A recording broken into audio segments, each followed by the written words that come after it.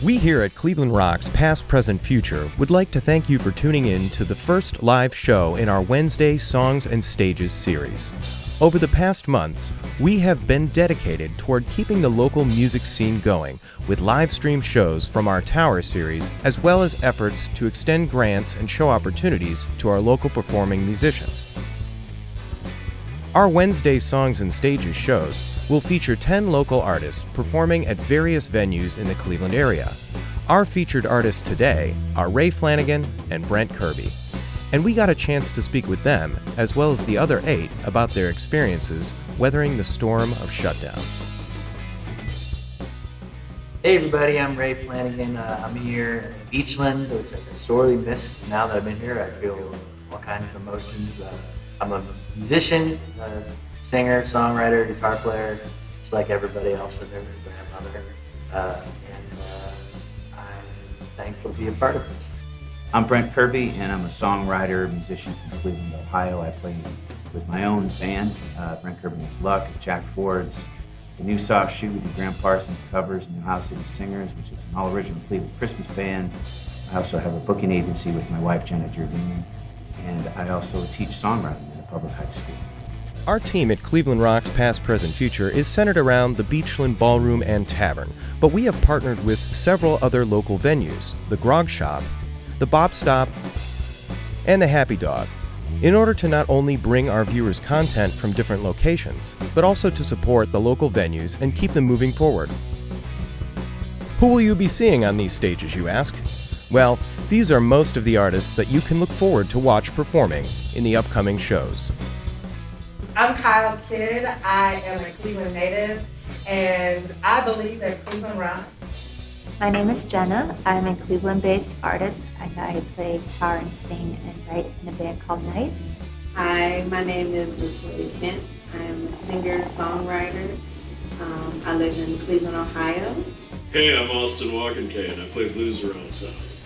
I'm Elizabeth Kelly. I am a singer-songwriter living in Cleveland, Ohio. My name is Davidion Pearl. I'm a Cleveland area musician, a touring musician, and a freelance travel writer as well. Hi everybody, my name is Rob Hubbard. I'm the founder, drummer for Hub's Groove. It's my main gig. Wednesday Songs and Stages is part of an effort to fill these empty venues with music once again.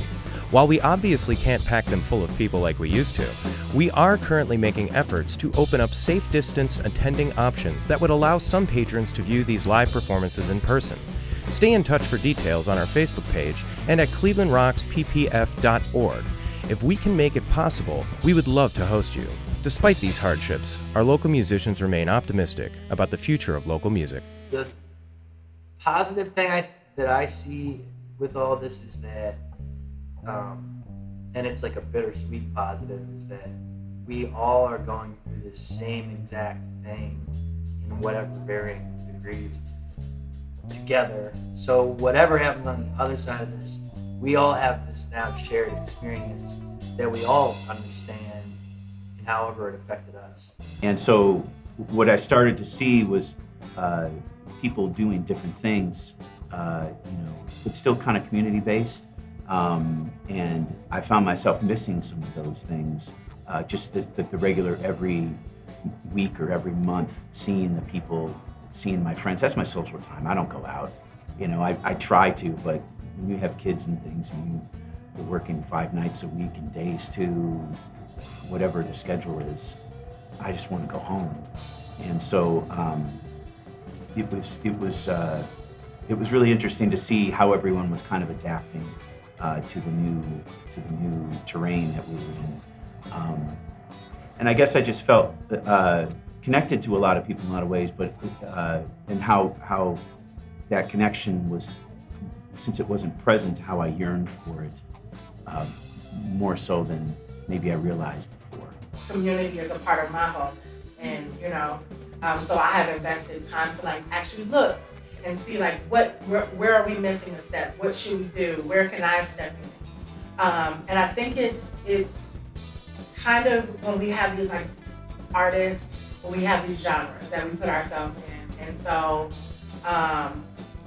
not being able to cross paths with someone who might sing a totally different genre than me, or might frequent other clubs that I don't frequent because I just don't play there.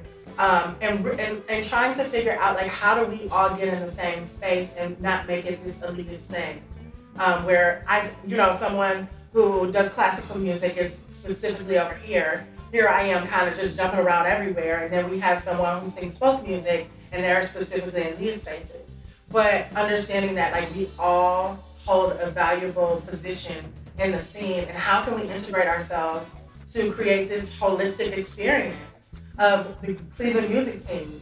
So I think that the separation of just being around people was difficult.